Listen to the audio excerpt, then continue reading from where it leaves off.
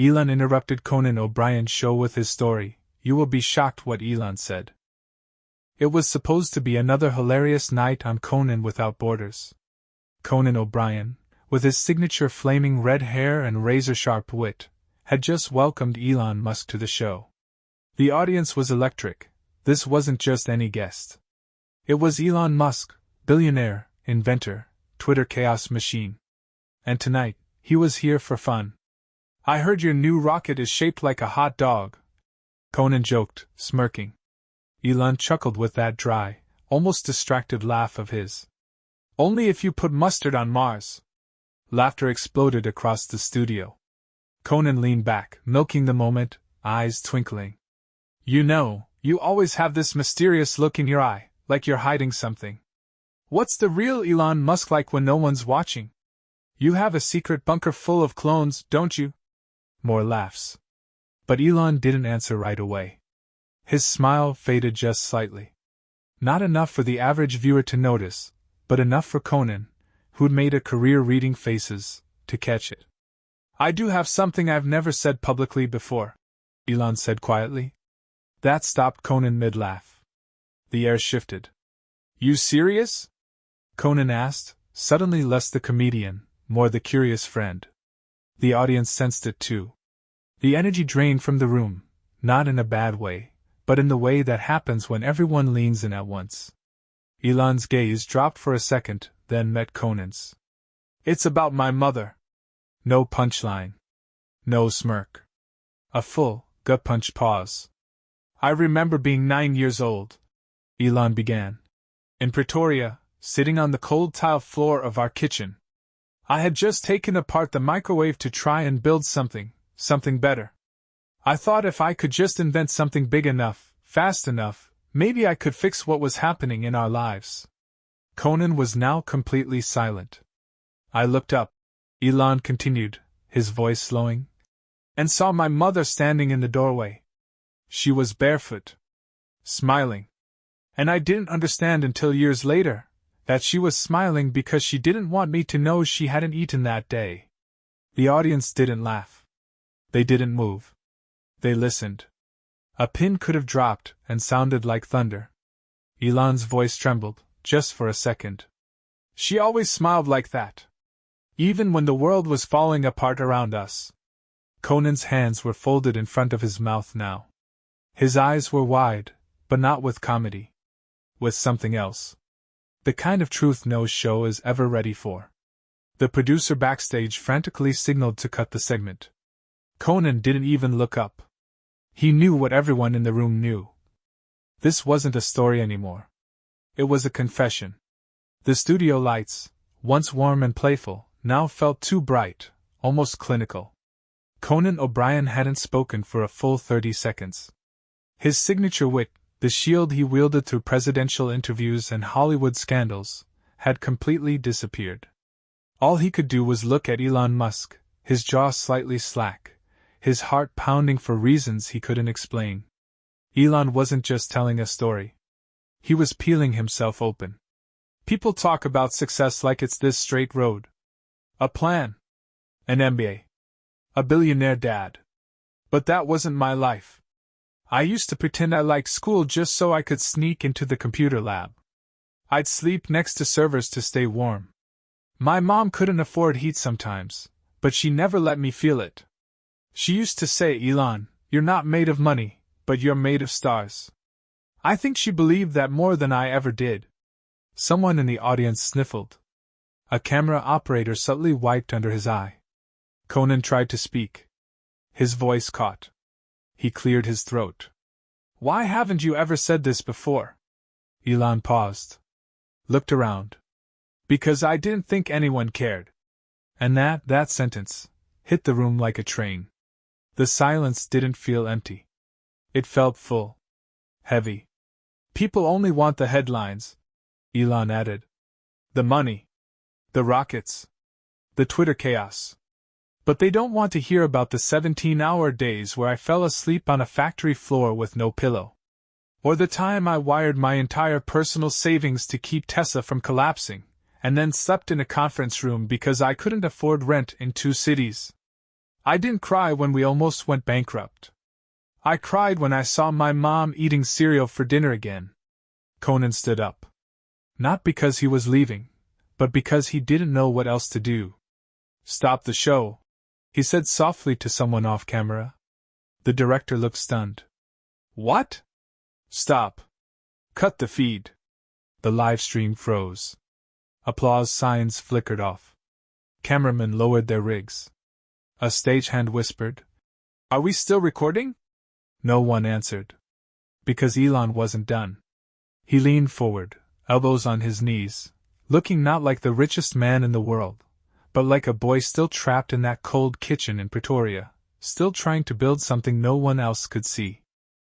And for the first time in the show's history, Conan O'Brien cried openly. Not for himself, but for someone he thought he already understood. There was no sound in the studio, not even the hum of a ceiling light or the whisper of shifting seats. The crew, the audience, even Conan himself had fallen into a kind of stunned reverence, as if they had wandered by accident into someone's most sacred memory. Elon Musk sat hunched forward, his forearms resting on his thighs, eyes unfocused. He wasn't on camera anymore. The show had technically stopped. But no one moved to leave. Not even the audience members, many of whom now sat holding each other's hands, dabbing at eyes with sleeves or crumpled tissues. Something had shifted in the air, the feeling that this wasn't entertainment anymore. It was something closer to grief, or confession, or the aching truth people hide beneath success. For Elon, this wasn't supposed to happen. He'd come on the show expecting banter, expected the usual jokes about Mars and memes. He didn't plan to talk about the time he pawned his last decent jacket in Canada just to buy a bus ticket. Or the night he spent in a public library bathroom, cleaning himself up with hand soap before a job interview. Or how, on his first Christmas in North America, he sat alone eating a sandwich, trying to convince himself it tasted like home. And yet, here it was. All of it, spilling out. He wasn't crying, not exactly. But his voice was different. Softened. Hollowed out like someone who hadn't talked about this in years. Or maybe ever. The audience wasn't crying because Elon Musk was a billionaire. They were crying because, for a moment, he wasn't. Conan finally stood behind the desk again, not as a host, but as a man trying to understand what he'd just witnessed. His usual arsenal, the quick wit, the biting comebacks, had deserted him. He looked at Elon and saw not the man from tabloids or headlines, but something startlingly raw. Something human. Elon Musk, the man who had built rockets, sent satellites to orbit, and fought billion-dollar lawsuits, had just cracked open a piece of himself that no one expected to see on late-night television. The producers were still frozen backstage. Phones were ringing. PR teams were whispering. But no one interrupted. Not yet. Because something had happened that was bigger than the script. Somewhere in the middle of a segment meant for laughs, Elon Musk had revealed something that felt like a wound, and it had torn through the room like a blade. You could feel the guilt in the silence. The shame of having judged a man by his wealth or awkward tweets, never stopping to ask, what did it cost you to get here? And what broke everyone the most, was realizing they had never wondered. The show never resumed. Not officially. The cameras stayed off. The laughter signs stayed dark. And the audience remained, still and silent, unsure whether they had witnessed a breakdown or a breakthrough. But Elon Musk wasn't unraveling. He was releasing. And what he released that night, in front of strangers, coworkers, even skeptics, was something so deeply buried, so tightly stitched into the seams of his story, that letting it out seemed to lift a weight off the entire room. He sat back, the storm of his memories slowly fading from his face, and for the first time in the evening he smiled. Not the media-trained smirk, or the ironic Twitter grin, but a tired, gentle smile. The kind you give when you've finally told the truth, and the world didn't end. Conan stepped forward. He didn't speak. He just placed a hand on Elon's shoulder. That simple gesture, untelevised, uncut, said more than any joke ever could. Then came the most unexpected moment of the night. A woman from the back row stood up. She didn't raise her phone or shout a question. She just said, voice trembling, "I'm sorry, Elon." A few more followed. A man near the aisle. "I didn't know you went through that." Someone else. "We only ever see the headlines." It wasn't a standing ovation.